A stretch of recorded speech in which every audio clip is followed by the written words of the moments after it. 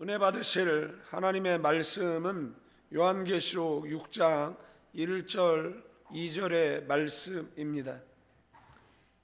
내가 보매 어린 양이 일곱인 중에 하나를 떼시는데 그때 내가 들으니 네 생물 중에 하나가 우레소리같이 말하되 오라 하기로, 이에 내가 보니 흰 말이 있는데 그 탄 자가 활을 가졌고 면류관을 받고 나아가서 이기고 또 이기려고 하더라. 아멘. 아멘. 요한계시록 5장이 하늘에서 그 책을 열 자격이 있는 유일한 분은 예수 그리스도임을 선언한 장이라고 말한다라면, 6장은 그 어린 양이 실제로 이 책을 열어서 그리고 이 책을 여실 때 지상에서 벌어지게 되어질 그러한 현실, 그리고 역사 속에 이루어질 세상에 대한 이야기가 기록되어져 있습니다. 중요한 사실은 어린 양이 인을 떼시는 그런 주권적 행위가 먼저라는 것이고요. 역사는 그냥 우연히 흘러가는 것이 아니다라는 것, 역사의 주관자는 어린 양 예수 그리스도라는 것을 성경은 우리에게 말씀해 주고 있습니다. 그래서 역사의 주관자가 누구라는 사실을 우리가 알고 인정할 때 우리는 역사를 위하여서 더욱 기도하게 되어져 있는 줄로 믿습니다. 사람들은 마치 자신의 목소리로 역사를 바꿀 수 있다라고 생각하지만 그 궁극적인 주권은 하나님 손에 있다라는 것을 기억하시고 어떤 주장보다는 더욱 기도하는 데 힘쓰는 저와 여러분들 되기를 축원드리겠습니다. 7인 가운데 그 첫째 인을 떼시는 그런 장면이에요. 그 순간 네 생물 중 하나가 우레 같은 음성으로 말합니다. 오라, 이렇게 오라 하기로. 그런데 이 오라고 한 대상이 누구냐라는 것에 따라서 이 해석이 달라진다라는 겁니다. 그러니까 백마를 오라고 한 것인지 요한을 오라고 한 것인지에 따라서 해석이 달라진다라는 겁니다. 지금 예수님이 오라고 한 것이잖아요. 그러니까 그 백마는 그 예수님이 아닌 어떤 다른 존재다라고 해석을 할 것이고, 그 다음에 이제 오라라고 했을 때 이 오라고 한 대상이 요한이다라고 하면 또 해석이 달라진다라는 겁니다. 그래서 어떤 학자들은 뭐 이것이 백마를 탄 자를 오라 한 것이다라고 주장하는 학자들도 있고, 그 다음에 요한이다라고 주장하는 학자들도 있습니다. 그러나 문맥상 보면 이제 요한으로 보여진다라는 것이에요. 그러니까 영어 성경에 보면 와서 보라 이렇게 되어 있습니다. 그러니까 그래서 1절에 그 오라 하기로, 이에 내가 보니 이렇게 되어 있잖아요. 그러니까 와서 보라, 그래서 내가 가서 봤다. 그러면 누가 되는 거죠? 요한이 되는 것이에요. 그런데 흰말이 등장을 해요. 활을 가진 자가 면류관을 받고 나가서 이기고 또 이기려고 하더라. 이 흰말을 탄 자가 누구냐에 따라서 또 해석이 달라집니다. 그래서 뭐 전통적으로 한 4가지 정도의 해석이 있어요. 과거에는 적그리스도로 해석을 했었어요. 이유는 뭐냐라면 그 활은 가졌는데 이제 화살이 없다라는 이유로 이 적그리스도, 뭐 흉내내는 자다, 뭐 이렇게 해석을 했던 것 같습니다. 그냥 가장 전통적인 해석, 그리고 뭐 그 특별히 누구한테 뭐 시비 걸리지 않을 뭐 신학적 해석은 그 제국주의를 이야기한다라고 이제 보는 것입니다. 그래서 그 흰말 탄자의 그 특징은 하나님께서 허락하신 그러한 정복의 세력들, 뭐 제국이라든지 뭐 군사적 팽창, 이것을 상징한다. 그리고 그것의 근거가 뭐냐라고 이야기했을 때 이 말이 스가랴서에 나오거든요. 그러면 스가랴서에도 흰 말이 나오고 붉은 말이 나오고 검은색 말이 나오고 청황색 말이 나오는데, 그러면 스가랴에서는 어떻게 해석하고 있느냐라고 할 때 흰 말은 정복을 상징하고, 그리고 붉은 말은 전쟁을 상징하고, 검은 말은 기근을 상징하고, 이 청황색 말은 이 죽음을 상징한다라는 거예요. 그래서 그 상징들이 뭐 노마 제국의 어떤 팽창을 상징한다. 그래서 이기고 또 이기려 한다라고 해서 이 끝없는 그러한 팽창 논리를 이야기하는 것이다라고, 이게 이제 가장 그 문제 없는 그러한 해석이라고 이야기를 하는 것이고, 그런데 성경을 좀 살펴보면 그 흰색이 상징하는 그런 의미들이 있잖아요. 다른 구절들에는 어떻게 사용되어졌는가를 보았을 때, 만약에 이것을 그렇게 해석한다라고 이야기를 하면 좀 다른 그런 또 성경 구절들하고는 좀 이렇게 배치되는 그런 충돌하는 그러한 내용을 발견하게 되어진다라는 겁니다. 성경에서 흰색이 상징하는 것은 성결을 상징하고 그 다음에 의를 상징한다라는 것이고요. 뭐 1장 14절에 보면 인자 같은 이의 머리털이 양털같이 눈같이 희었다라고 표현되어져 있고요.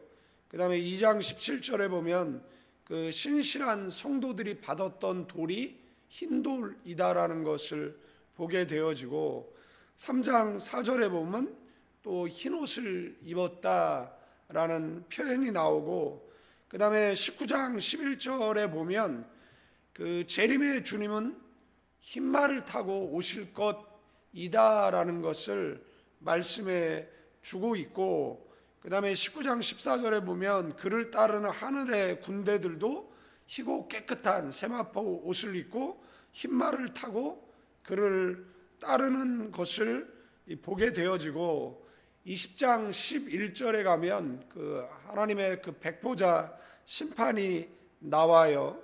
그래서 한국의 개혁주의를 대표하는 박윤선 그 목사님은 이 흰말을 예수 그리스도라고 해석을 했어요. 그래서 예수 그리스도의 복음 사역이다라고 그렇게 말씀을 했어요. 그러면 이 흰말을 이제 예수 그리스도라고 해석을 한다라고 하면, 그리고 제가 가지고 있는 이 성경이 그 아가페 출판사에서 나온 열린 노트 성경이에요. 그런데 이 성경을 보면 이 가운데에 이 각주가 나와 있습니다. 그러면 6장 1절의 흰말을 뭐라고 해석해 놓았느냐라면, 복음의 메시지가 계속 승리를 거두고 활발하게 전파될 것을 상징한다라고 해석해 놓고 있습니다. 그러면 이 책을 누가 감수했느냐라고 하면 뭐 종신대학교 목회신학대학원 교수 권성수 교수가 주석을 감수했다 이렇게 되어져 있고, 장별 해석 감수를 누가 했느냐 그러면 이제 합동신학대학원 교수 박형용 이 박사가, 그다음에 신학대학원 김종우 교수 성재근.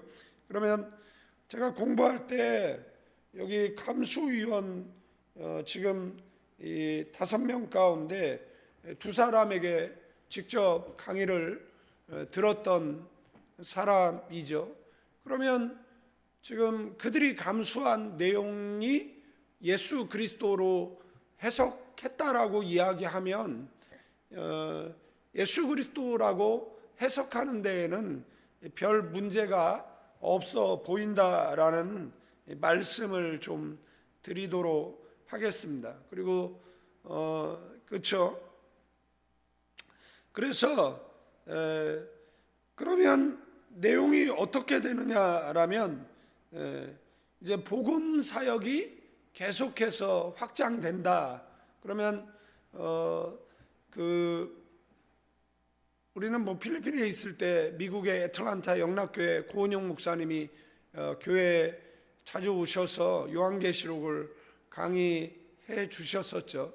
이제 그분도 역시 이 흰말 탄자가 누구냐라고 이야기했을 때 예수 그리스도다 이렇게 해석을 하셨고, 통합출판사에서 발행된 그분의 책들을 보면 역시 예수 그리스도로 해석하고 있어요. 그렇다라고 해서 누구로부터 문제 제기를 받거나 그러지는 않은 것을 이제 보게 되어져요.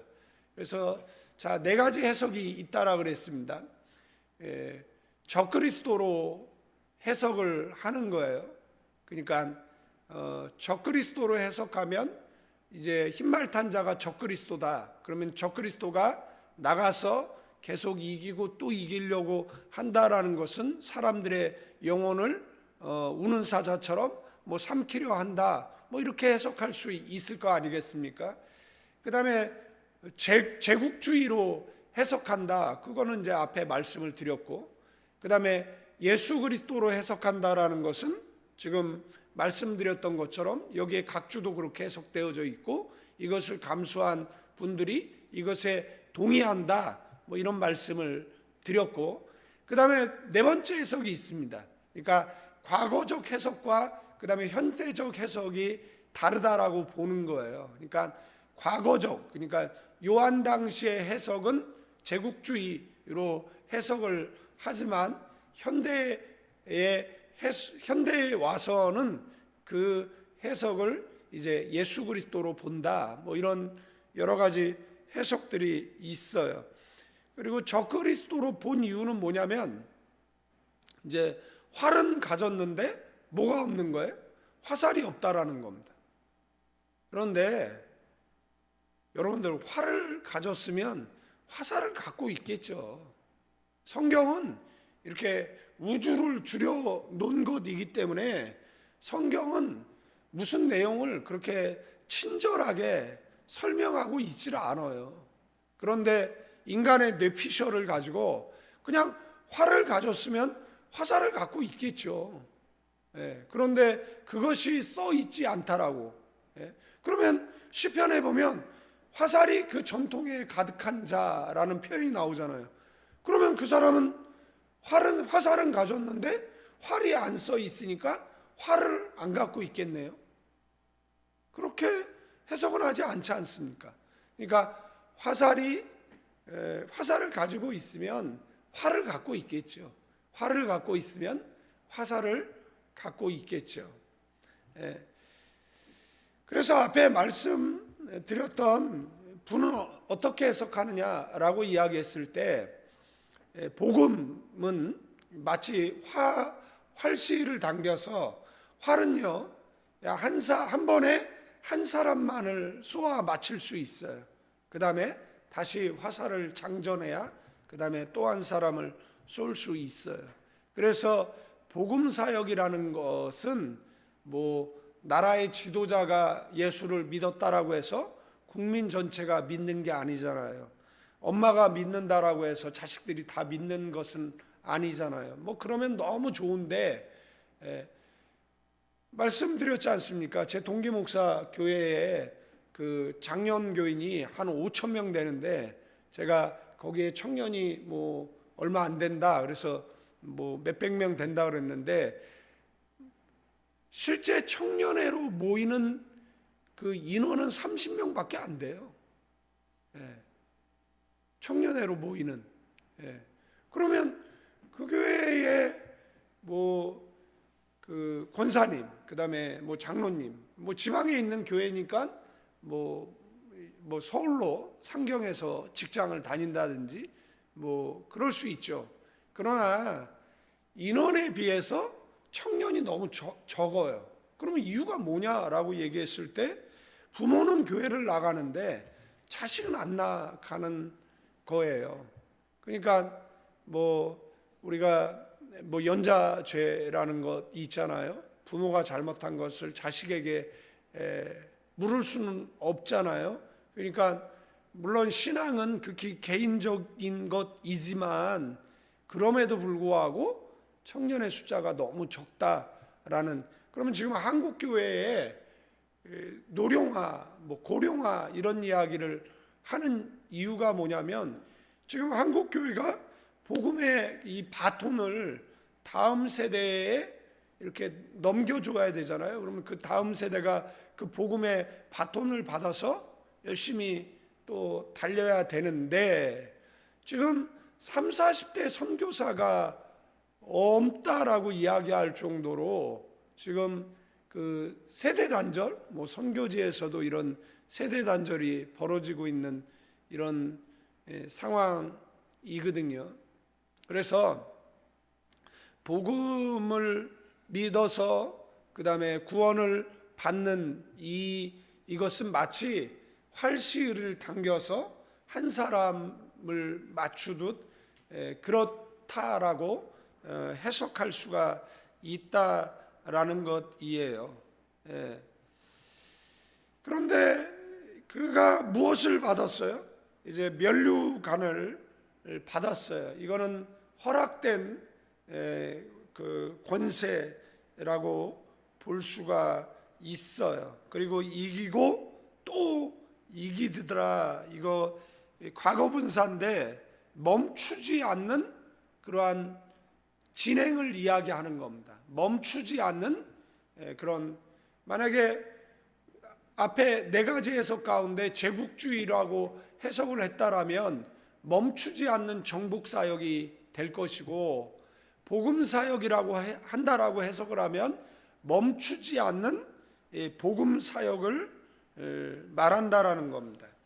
뭐 정리하면 여기에 흰말이 누구냐라고 이야기했을 때, 말씀드렸던 것처럼 앞에 제가 여러 학자들을 예를 들었어요. 그리고 제가 갖고 있는 성경에도 뭐 그렇게 기록되어져 있어요. 그러면 그리스도라고 이야기하면 지금 그리스도의 복음 사역은 흰말이잖아요.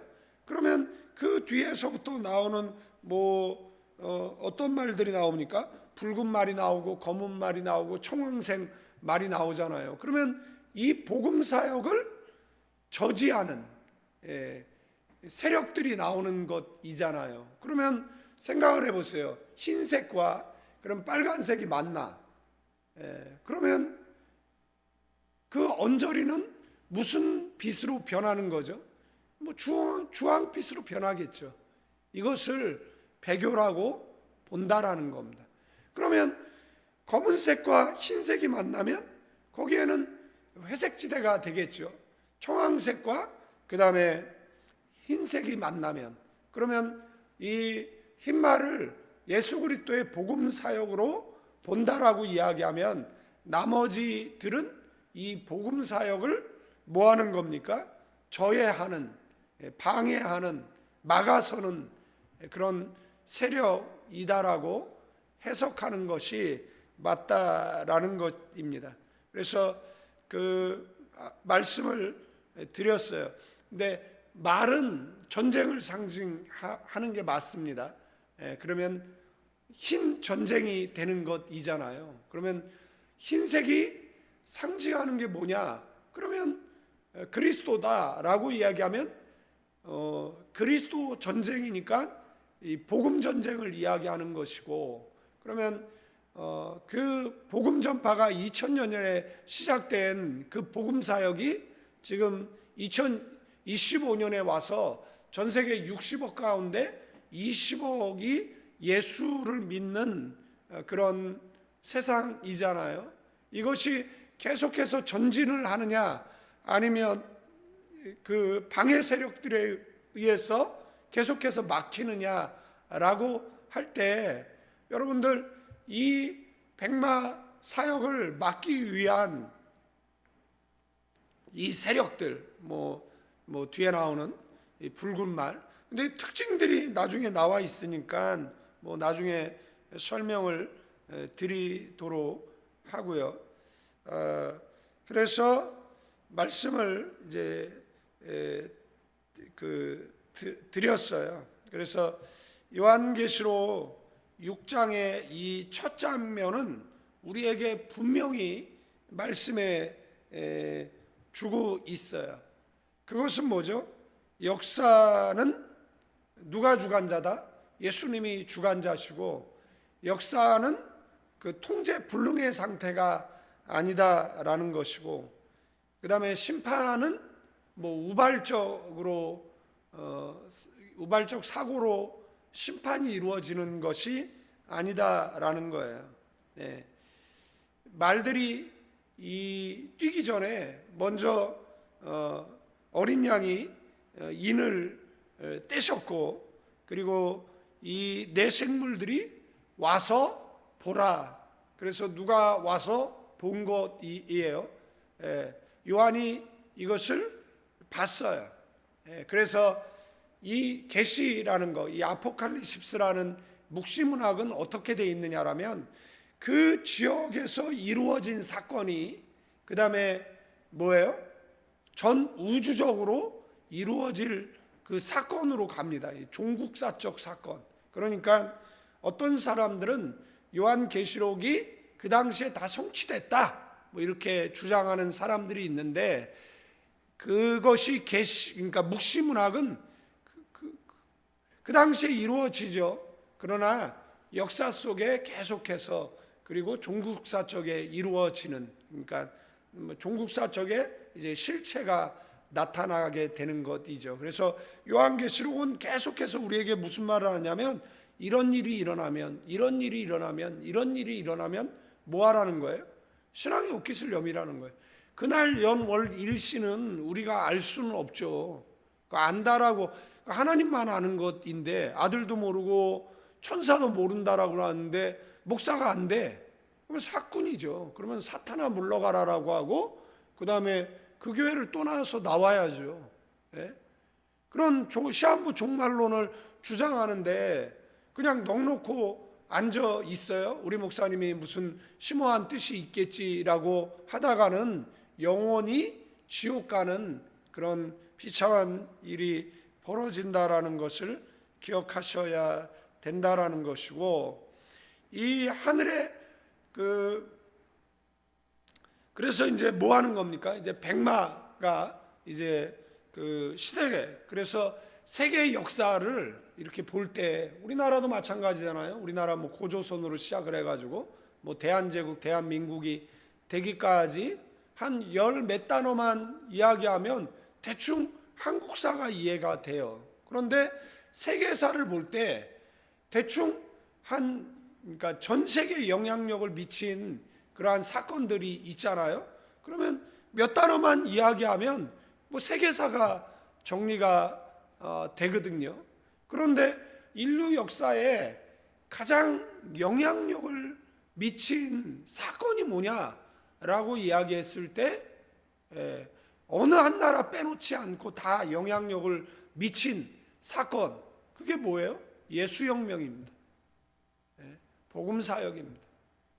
그래서 이 복음 사역은 지금도 나가서 이기고 또 이기는, 문제는 뭐냐면 안 나가는 거예요. 그죠?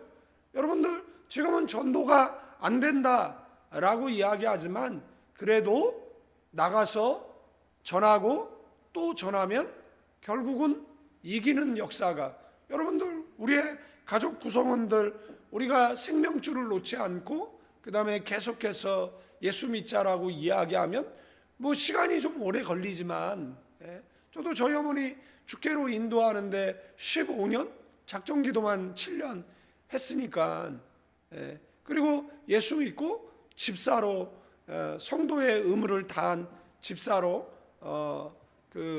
소천하셨거든요. 지금도 계속해서 수십 년째 기도하는 뭐 사람들이 있어요. 복음 사역은 뭐죠? 나가서 이기고 또 이기는 사역인 줄로 믿습니다.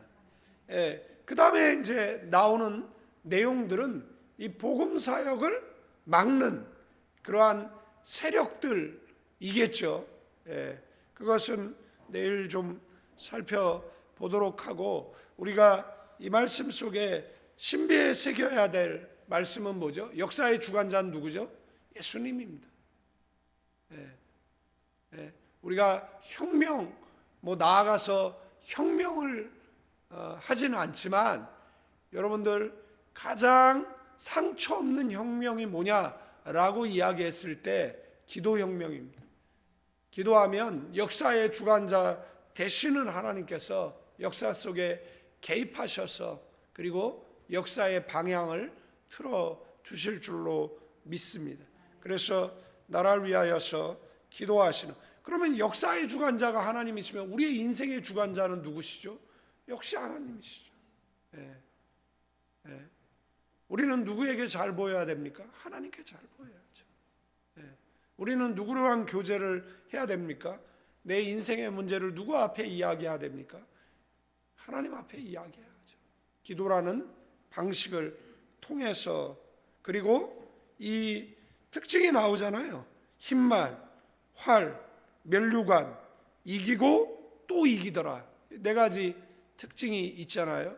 여러분들 교회가 무능한 것 같은데, 교회는 핍박이 가중되면 가중될수록 폭발적 부흥이 있었어요. 교회가 쇠퇴하고 없어진 것이 아니라 오히려 교회를 핍박하는 자들이 쇠퇴하고 사라졌다라는 겁니다. 팬데믹 2년 동안에 교회가 핍박당하고 그 다음에 많은 사람이 교회를 떠난 것처럼 보이지만 이것은 놀라운 부흥의 역사를 일으키기 위한 밑거름이 되어질 줄로 믿습니다. 이제는 우리 주 예수 그리스도의 은혜와 우리 아버지 하나님의 극진하신 사랑, 성령님의 감화감동, 교통 충만 축복하심이 이 새벽에 나와 기도하는 믿음의 사람들 위해 이제로부터 영원까지 함께 계실지어다.